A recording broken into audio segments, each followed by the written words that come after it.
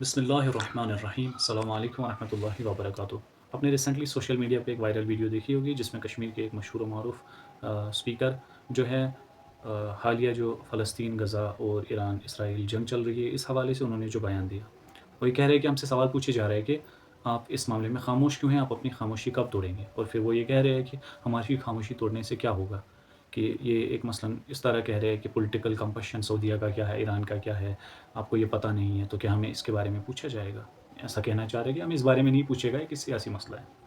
खूब सबसे पहले बात ये करें कि क्या उस मौलवी को 50,000 से ज़ाहिद जो फ़लस्तीन के बच्चे और ख़वातीन पिछले 2-3 सालों से शहीद हुए, क्या वो उन्हें नज़र नहीं आए?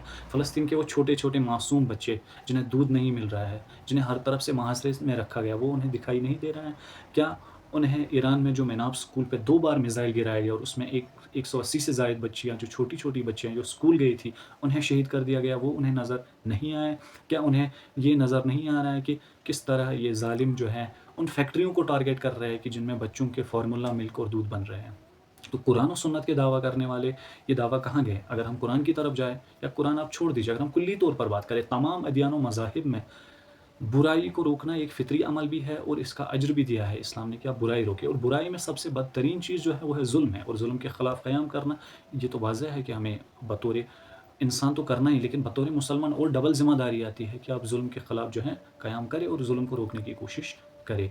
अब अगर हम कुरान करीम की तरफ आते हैं, सूरह निसा में आप जाइए, सूरह निसा की आयत नंबर 75 में है कि तुम्हें क्या हो गया है कि जो बच्चियों को मज़लूम बनाया जा रहा है, जिन बच्चों को मारा जाए, आप उनके लिए क्यों नहीं लड़ रहे हो? तो ज़ाहिर है कि लड़ने के तकाज़े हैं कि ज़ाहिरी तौर पर जो है हमेशा दुश्मन से लड़ा नहीं जा सकता है, जिसमें 2-3 दर्जे बयान हुए हैं कि एक ये कि अगर आपके साथ कोई बुराई, आपके सामने कोई बुराई हो रही है, और बुराई में सबसे बदतरीन बुराई ज़ुल्म है, अगर आपके सामने हो रही है तो आप अपने हाथ से रोकें। हाथ से नहीं रोक सकते तो ज़बान से रोकें, यानी आप कलाम करें, एक्सप्रेस करें। अगर आप ज़बान से नहीं, कम से कम दिल में नफ़रत रखें। तो यहाँ तो ये कह रहे हैं कि हमसे पूछा ही नहीं जाएगा कि फ़लस्तीन तह-तख़ हो गया, लेबनान ख़त्म हो गया, शहादतें ही शहादतें हो रही है, वो भी छोटे बच्चों की, वो उन्हें नज़र नहीं आ रही, कह रहे हैं हमसे ये नहीं पूछा जाएगा। अच्छा, ये आयत कुरान की मनसूख़ हो चुकी है। अब आइए सूरह निसा की 148 आयत नंबर है, जो ला युहिब्बुल्लाहुल जहरा से शुरू होती है कि अल्लाह ताला को ये नहीं पसंद है कि आप बुलंद आवाज़ बुलंद करें, चीखें, चिल्लाएँ इस तरह, इल्ला कि अगर आप पे ज़ुल्म हो रहा है और आप मज़लूम हैं। यानी इस्लाम ने ये हक़ दिया है कि अगर आप मज़लूम हैं, तो आप अपने ज़ुल्म की शिकायत कर सकते हैं, यानी आप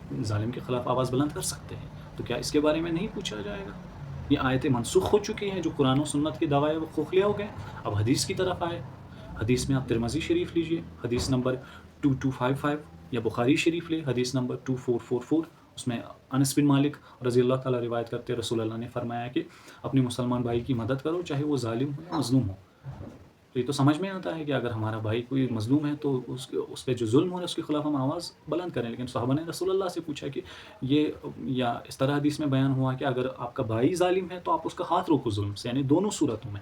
अगर आपके सामने ख़ुसूसन आपके भाई की मिसाल दी गई हदीस में कि अगर आपका भाई ज़ालिम है तो उससे उसका हाथ रोको आप ज़ुल्म से, अगर मज़लूम है तो उसकी तरफ बात करो। तो ये तो खुली कानून है। क्या ये हदीसें मनसूख़ हो चुकी हैं? क्या ये हदीसें इस दौर में अप्लाई नहीं होती हैं?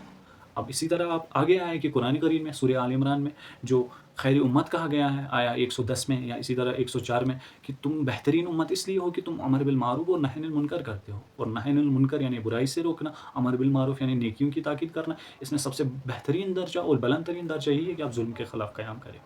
तो ये कह रहे हैं कि इसके बारे में नहीं पूछा जाएगा। आप तो दावादार थे कुरान और सुन्नत के, आप दावादार थे तौहीद के कि हम तौहीद तौहीद तौहीद परस्त। तो तौहीद खाली ज़बान से नहीं है कि हम तौहीद है, एक अल्लाह को मानते हैं। ये तो नज़री तौहीद हो गया है कि आप नज़रियाती तौर पर तौहीद अल्लाह को एक मानते हो, तो नज़री तौहीद है। ये तो इस पे तो सब मुसलमान मुत्तफ़िक़ हैं, हम एक अल्लाह को मानने वाले। लेकिन अमली मैदान में आपकी तौहीद का असर नहीं दिख रहा है, तो ये अबस है, ये खाली ज़बानी जमा खर्ची है।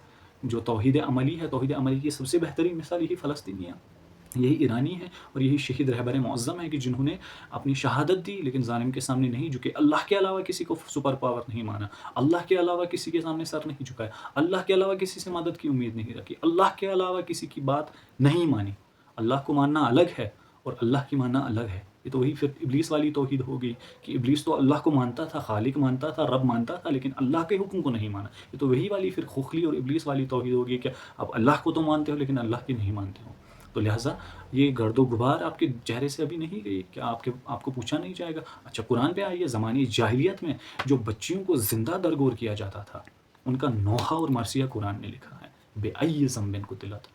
For which crime they have been killed, کہ یہ کس جرم میں مارے گئے۔ یہ قرآن نے نوح اور مرثیہ پڑھا ہے ان بچیوں کا جو بظاہر مسلمان نہیں تھی، جو بظاہر رسول اللہ سے پہلے زمانے جہل میں دفن کی گئی۔ تو یہاں تو چھوٹی چھوٹی بچیاں تھیں، معصوم بچیاں تھیں، وہ بھی اسکول میں پڑھ رہے تھے۔